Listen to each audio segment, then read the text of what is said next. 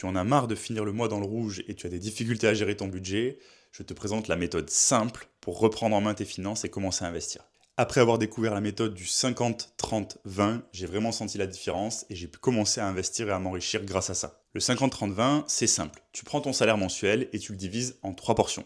La première, les 50% doivent correspondre à tes besoins du mois. Loyer, nourriture, facture. Les 30% doivent correspondre à tes envies, tes loisirs. Restaurant, cinéma, sortie, c'est ton budget plaisir. Les 20 derniers pourcents, c'est ce que tu dois utiliser pour construire ta pyramide patrimoniale. C'est ton épargne, c'est ton investissement. Ces 20% doivent te permettre d'investir en toi, construire ton matelas de sécurité et ensuite investir. J'ai d'ailleurs fait une vidéo complète sur les étapes à suivre pour s'enrichir et je t'invite à la visionner.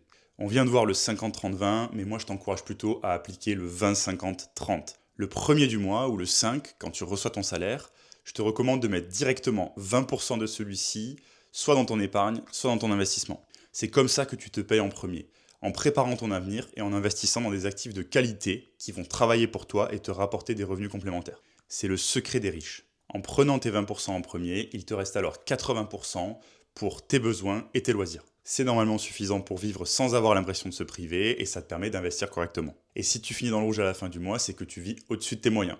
Il faudra donc trouver des solutions pour gagner plus ou pour dépenser moins. Je suis persuadé que certains d'entre vous sont plus ambitieux que les 20% d'investissement qui sont préconisés. Donc dites-moi en commentaire combien vous investissez en pourcentage de votre salaire chaque mois et je vous dis à très bientôt.